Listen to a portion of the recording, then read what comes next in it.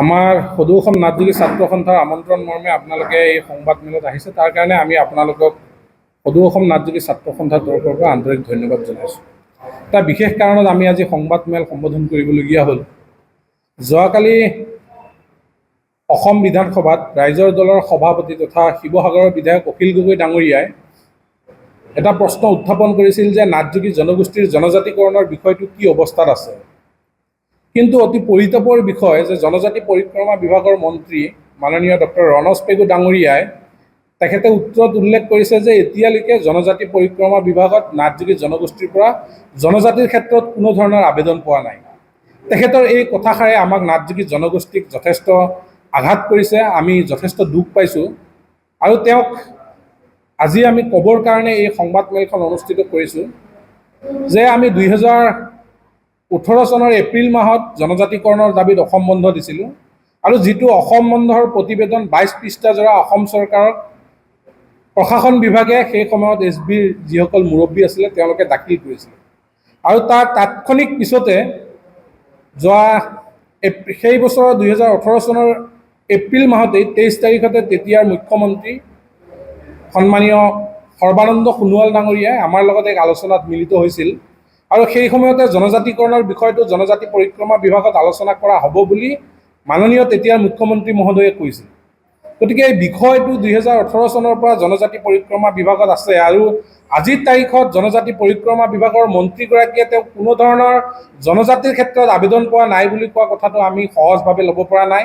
আৰু এই ক্ষেত্ৰত আমি তেখেতক ধিক্কাৰ জনাইছোঁ যে এনেকুৱা ধৰণৰ এগৰাকী মন্ত্ৰী হৈ তৰল মন্তব্য দি এটা জনগোষ্ঠীক যাতে কোনো ধৰণৰ আঘাত নাহানে তাৰ কাৰণে আমি তেখেতক আজি আহ্বান জনাইছোঁ। আৰু বিশেষকৈ আমি দেখিছিলোঁ যে জাতি মাটি ভেটি ৰক্ষাৰ শ্লোগান দি এই বিজেপি চৰকাৰখন অধিষ্ঠিত হৈছিল। গতিকে বিজেপি চৰকাৰখনে যে এতিয়া জাতি মাটি ভেটি ৰক্ষাত যে সম্পূৰ্ণৰূপে ব্যৰ্থ হৈছে সেই কথা পুনৰবাৰ প্ৰতিফলন হৈছে। আজিৰ তাৰিখত আমি বিধানসভাত দেখিছোঁ যে মাননীয় মুখ্যমন্ত্ৰী মহোদয়ে সাম্প্ৰদায়িকৰ ৰাজনীতি কৰে। অসম চৰকাৰৰ বিভিন্ন মন্ত্ৰীসকলে সাম্প্ৰদায়িক কথা বতৰা কৈ অসমখনৰ যি ৰাজনীতি বিভাগ আছে এই ৰাজনীতি গোটেই বিষয়টোৱে বেয়া দৃষ্টিলৈ লৈ গৈছে। গতিকে আমি আহ্বান জনাইছোঁ যে মন্ত্ৰী বিধায়কসকলে যে সাম্প্ৰদায়িক ৰাজনীতি এই সাম্প্ৰদায়িক ৰাজনীতিৰ পৰা আঁতৰি আহি অসমত থকা যিবোৰ খিলঞ্জীয়া জাতি জনগোষ্ঠী বিশেষকৈ আমি নাথযোগী জনগোষ্ঠীয়ে আহ্বান জনাইছোঁ যে নাথযোগী জনগোষ্ঠীৰ যিবোৰ বিষয় চৰকাৰৰ লগত আলোচনা হৈছিল সেই গতিকে আমি যিহেতুকে ভাবিছিলোঁ যে এইখন জাতি মাটি ভেটিৰ শ্লোগান দিয়া চৰকাৰ কোনো ধৰণৰ আন্দোলন নকৰাকৈ এওঁলোকে আমাৰ দাবীসমূহ পূৰণ কৰিব।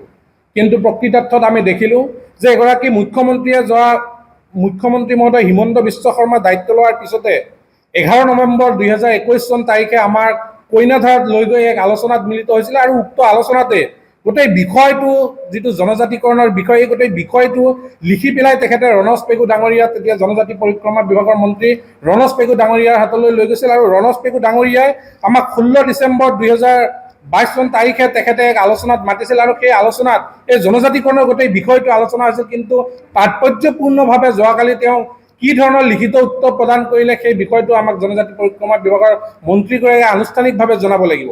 আৰু যদি কেৱল আলোচনাখনে ভেকু ভাওনা তেতিয়াহ'লে অসমৰ জনগণে জানিব যে এইখন চৰকাৰ যে এখন মিছলীয়া চৰকাৰ, এইখন চৰকাৰৰ যে কোনো ধৰণৰ কাম কাজ নাই, এইখন চৰকাৰ যে কেৱল মিছা কথা কৈয়ে ৰাইজক আবুৱা বাঢ়ে সেই কথা স্পষ্ট হ'ব।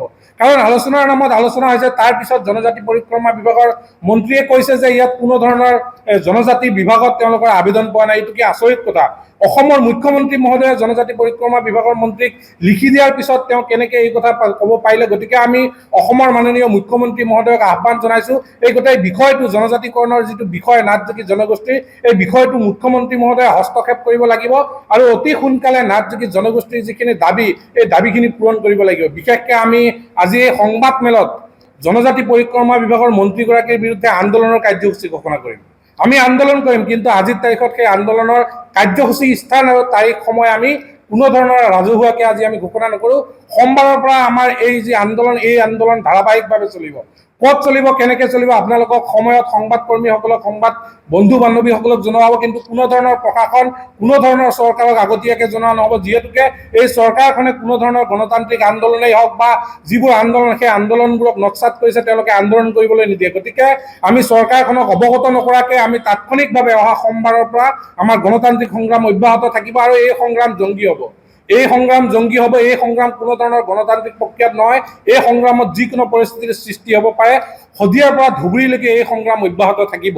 আৰু বিশেষকৈ আমাৰ 20 ছেপ্টেম্বৰত সদৌ অসম নাথযোগী ছাত্ৰ সন্থাই কেন্দ্ৰীয় শ্বহীদ দিৱস শ্বহীদ মনোবৰ নাথৰ স্মৃতিত আমি অনুষ্ঠিত কৰি আহিছোঁ। আৰু 20 ছেপ্টেম্বৰৰ দিনাখন ধাৰাবাহিক গণতান্ত্ৰিক আন্দোলন 2026 চনৰ বিধানসভাৰ আগলৈকে সেই গণতান্ত্ৰিক আন্দোলনৰ কাৰ্যসূচী ঘোষণা হ'ব আৰু গণতান্ত্ৰিক আন্দোলন ধাৰাবাহিকতাৰে চলি থাকিব। গতিকে আমি মুখ্যমন্ত্ৰী মহোদয়ক প্ৰত্যাহ্বান জনাইছোঁ যে আপুনি আমাৰ এই নাথযোগী জনগোষ্ঠীৰ যিখিনি আৱেগ, যিখিনি অনুভূতি, এই আৱেগ অনুভূতিখিনিক লৈ খেলা নকৰিব। আমাৰ জনগোষ্ঠীৰ আজি খং উঠিব আৰু এই প্ৰত্যাহ্বানৰ যিবোৰ প্ৰত্যাহ্বান সৃষ্টি হ'ব, সেই প্ৰত্যাহ্বান অসমৰ মন্ত্ৰীসকলে, অসমৰ মুখ্যমন্ত্ৰীয়ে ল'ব লাগিব। গতিকে আমি আজিৰ এই সংবাদ মেলত সেই কথা পুনৰবাৰ স্পষ্ট কৰি দিছোঁ যে এতিয়া আমি দেখিছোঁ যে চৰকাৰখনৰ যিবোৰ মন্ত্ৰী বিধায়ক আছে, তেওঁলোকে কেৱল হাঁহি ধেমালিৰ ৰাজনীতি কৰিছে, তেওঁলোকে বিভিন্ন জাতি জনগোষ্ঠীসমূহক লৈ খেলা কৰিছে। গতিকে বিধানসভাৰ নিচিনা এটা পবিত্ৰ স্থানত নাথযোগী জনগোষ্ঠীক এনেকুৱা ধৰণৰ চূড়ান্ত অৱমাননা কৰিব, সেই কথা কেতিয়াও মানি লোৱা নহ'ব। গতিকে এই যি মন্ত্ৰী মহোদয়ে এই কথা কৈছে, এই কথাৰ আমি পুনৰবাৰ তেওঁৰ পৰা আমি বিচাৰিম যে তেওঁ কেনেকৈ এই বিষয়বোৰ ক'ব পাৰিলে, আৰু যিবোৰ মাইনুজ অসম চৰকাৰৰ হাতত আছে আৰু আমাৰ হাতত আছে, সেই মাইনুজবোৰ সংবাদ মাধ্যমৰ যোগেদি আমি মন্ত্ৰী মহোদয়ক ৰাজহুৱা কৰিবৰ কাৰণে আহ্বান জনাইছোঁ যে কিহৰ কাৰণে তেতিয়াহ'লে সেই যিবোৰ মাইনুজ, সেই মাইনুজবোৰ কিহৰ কাৰণে উলিওৱা হৈছিল। যদি আমাৰ সভাই অনুষ্ঠিত হোৱা নাছিল, যদি আমি আবেদনে কৰা নাছিলোঁ, তেতিয়াহ'লে সেই মাইনুজবোৰ কিহৰ কাৰণে পালোঁ। গতিকে মাইনুজবোৰ ৰাজহুৱা কৰি পেলাই তেওঁলোকে এনেকুৱা ধৰণৰ লিখিত উত্তৰ দিবৰ কাৰণে আমি আহ্বান জনাইছোঁ। আৰু অসম বিধানসভাৰ প্ৰত্যেকগৰাকী বিধায়ক মন্ত্ৰীসকলক আমি আহ্বান জনাইছোঁ যে নাথযোগী জনগোষ্ঠীৰ প্ৰতিটো বিষয়ত, প্ৰতিটো ক্ষেত্ৰত তেওঁলোকক আমি মাত মাতিবৰ কাৰণে আহ্বান জনাইছোঁ। আৰু এই যি আমাৰ দীঘলীয়া সংগ্ৰাম, এই সংগ্ৰামৰ সময়ত যিকোনো অপ্ৰীতিকৰ পৰিস্থিতিৰ সৃষ্টি হ'লে তাৰ কাৰণে দায়ী কেৱল মুখ্যমন্ত্ৰীয়ে হ'ব।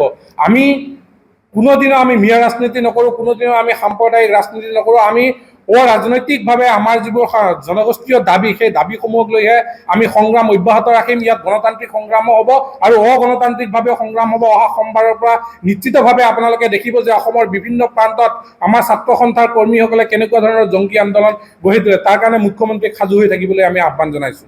নিশ্চিতভাৱে সেয়াটো ৰাজপথত ওলাই অহাই আন্দোলন হ'ব, কিন্তু প্ৰশাসন আৰু চৰকাৰে বিভিন্ন প্ৰকাৰে এই আন্দোলনসমূহক মহিমূৰ কৰিব বিচাৰিছে। গতিকে আমি আগতীয়াকৈ সংবাদ মাধ্যমৰ যোগেদি এই কথা প্ৰকাশ কৰিব বিচৰা নাই, যিহেতুকে তেওঁলোকে আমাক আন্দোলন কৰিব নিদিয়ে। গতিকে আমিও তাৎক্ষণিকভাৱে ৰাজপথত ওলাই আমি ক'ত আৰু কেতিয়া, কোন ঠাইত স্থান আৰু সময় আমি সঠিকভাৱে এতিয়া নক'ম। যেতিয়া আমাৰ আন্দোলন হ'ব, নিশ্চিতভাৱে তাৰ 5-10 মিনিট আগত সংবাদ কৰ্মীসকলক জনোৱা হ'ব আৰু ৰাজপথতে আন্দোলন হ'ব।